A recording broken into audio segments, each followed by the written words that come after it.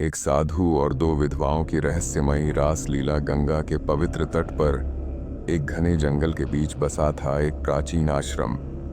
यह आश्रम रहस्यों से भरा हुआ था और वहां वास करते थे महायोगी आनंद गिरी, जो अपनी सिद्धियों के लिए प्रसिद्ध थे। कहा जाता था कि महायोगी आनंद गिरी आत्माओं से बात कर सकते थे, भविष्य देख सकते थे और गूढ़ मंत्रों के ज्ञाता थे।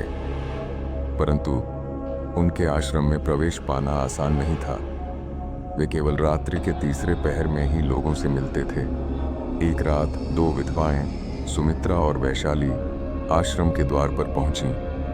वे अपने मृत पतियों की आत्माओं की शांति के लिए किसी चमत्कारी उपाय की खोज में थीं। उनकी आंखों में भय और उम्मीद का मिला-जुला भाव था। महायोगी ने उन्हें एक अजीब मुस्कान के साथ देखा और कहा, रात्रि के तीसरे प्रहर में आना, अनुष्ठान आरंभ होगा।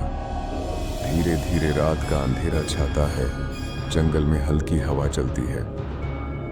रात गहरी हो चुकी थी, पूरा जंगल निस्तब्ध था, परंतु आश्रम से आती हल्की रोशनी उसे और भी रहस्यमयी बना रही थी। सुमित्रा और वैशाली धड़कते दिल से अंदर पहुंची। जैसे ही उन्होंने कक्ष में प्रवेश किया, उनके सामने एक अद्भुत दृश्य था। चारों ओर जलते दीप, गूंजता हुआ मंत्रोच्चार और एक मंद रहस्यमयी संगीत। साधु ने उन्हें आंखें बंद करने को कहा और जैसे ही उन्होंने आंखें बंद की, उनके सामने उनके मृत पति प्रकट हो गए। दोनों स्त्रियां स्तब्ध रह गईं। क्या यह सच था या केवल एक माया? सुमित्रा को कुछ संदेह हुआ। उसने मंत्रों को ध्यान से सुना और अचानक एक मंत्र का उत्तर देने की कोशिश की। तभी अचानक हवा में हलचल होती है।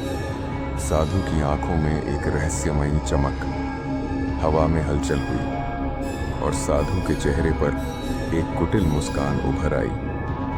साधु का स्वरूप बदलने लगता है, वातावरण रहस्यमयी हो जाता है। धीरे धीरे साधु का स्वरूप बदलने लगा। उसकी आंखों में एक अजीब सी चमक थी। क्या वह वास्तव में महायोगी था या कोई मायावी तांत्रिक?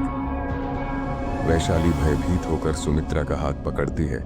साधु उन्हें चेतावनी देता है, अगर तुम यहां से भागी तो तुम्हारे पतियों की आत्माएं कभी मुक्त नहीं हो पाएंगी।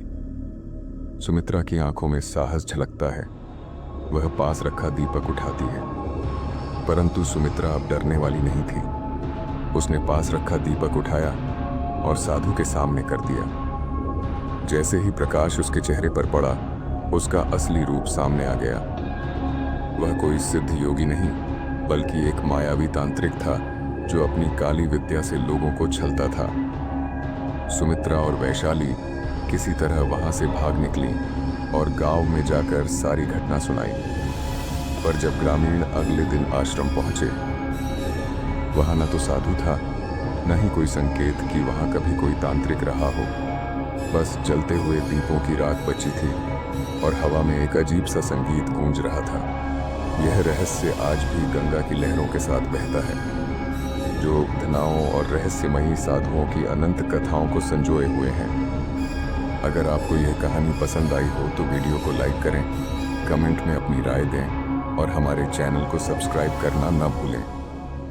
बेल आइकन दबाएं ताकि आपको हमारी नई रोमांचक कहानियों की नोटिफिकेशन सबसे पहले मिले। आपका सपोर्ट हमें और बेहतरीन कंटेंट बनाने के लिए प्रेरित करता है। धन्यवाद।